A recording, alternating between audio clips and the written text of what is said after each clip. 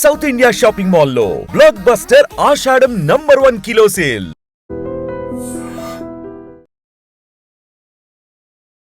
ఒక నగ కూడా వారితో ఈరోజు చివరి రోజు అన్నమాట. సో ఇది అవ్వంగానే అమ్మవారికి సంబంధించిన అనేక పవిత్ర కార్యక్రమాల్లో ఈ నెక్స్ట్ మంత్ ఈ నెక్స్ట్ డే నుంచి కూడా మనకు పవిత్రోత్సవాలు కూడా స్టార్ట్ అవుతున్నాయి. అది మీ అందరికీ తెలిసిందే. సో ఏది ఏమైనప్పటికీ అమ్మవారికి శ్రావణ మాస ప్రత్యేక పవిత్రోత్సవాలు స్టార్ట్ అవుతున్నాయి. ఏది ఏమైనా అమ్మవారికి సంబంధించిన కార్యక్రమాలు ఎక్కడ కూడా ఏవి కూడా మిస్ అవ్వకుండా ప్రతిదీ కూడా మా యొక్క వైదిక కమిటీ ఆధ్వర్యంలో మరియు దేవాదాయ ధర్మదాయ శాఖ సిబ్బంది ఆధ్వర్యంలో భక్తులకు ప్రతిదీ కూడా విశదీకరించి వాళ్ళందరినీ కూడా ఈ యొక్క కార్యక్రమాల్లో పాల్గొనేటందుకు మేమందరం కృషి చేస్తామని భావిస్తున్నాము. జై దుర్గా జై నమః. దుర్గే స్మృత హరితి భీతిమశేషజంతో స్మస్థై స్మృత మతిమతీవ శుభాన్ దదాసి దారిద్ర్య దుఃఖ భయహారిణికాత్వదన్యా సర్వోపకార కరణాయ దయార్ద్రచిత్త కరుణా దయార్ద్రములు కలిగినటువంటి తల్లి దుర్గమ్మ.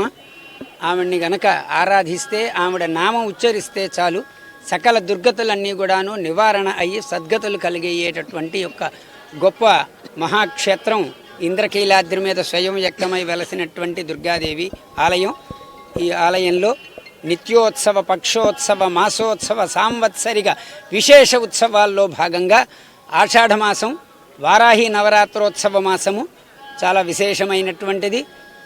మునులు ఋషులు అందరూ కూడా యతులు చాతుర్మాస్య దీక్షలు చేసి లోక కళ్యాణం చేసేటటువంటి యొక్క మాసాలు. అందువల్ల ఈ మాసంలో పవిత్రసారి సమర్పించి అశేష భక్తవాహిని అందరూ కూడాను సకల సౌభాగ్యాలతో వర్ధిల్లాలి అని చెప్పని ఈ ఆషాఢ మాసం వారాహి నవరాత్రాలు చేసుకుంటూ మరి ఈ పవిత్రసార కార్యక్రమాన్ని గత 26వ తారీఖున మా కార్యనిర్వహణాధికారి వారి ఆధ్వర్యంలో ప్రారంభం చేయటం జరిగింది. ఈరోజు ఆషాఢ అమావాస్య.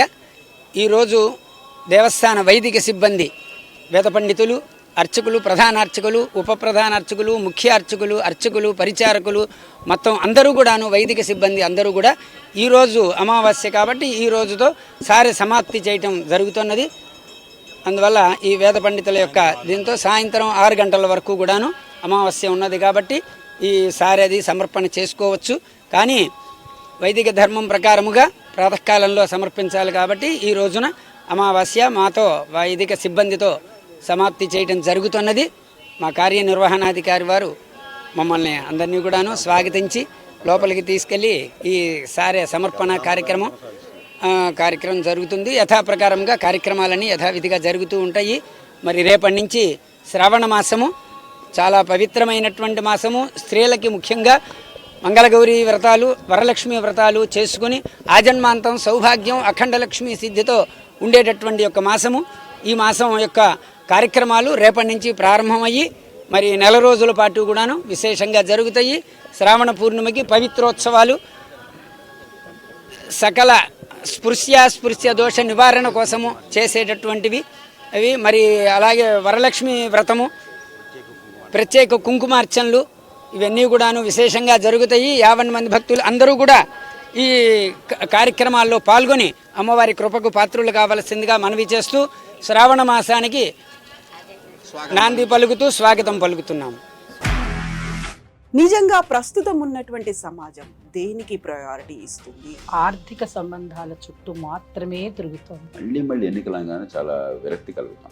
మంచి అనిపిస్తుంది కదా, లేడీస్ కూడా ఛాలెంజింగ్ జాబ్స్ చేసినప్పుడు చాలా బాగుంటది. ట్రాఫిక్ అసిస్టెంట్స్ గా నియమించిన ట్రాన్స్జెండర్స్ అందరితో సాల్యూట్ చేయించుకుంటున్నారు. ఫుడ్ డెలివరీ ఇవ్వటానికి వెళ్ళినటువంటి డెలివరీ బాయ్ అనిల్ పై కళ్ళ ముందు పెళ్ళండి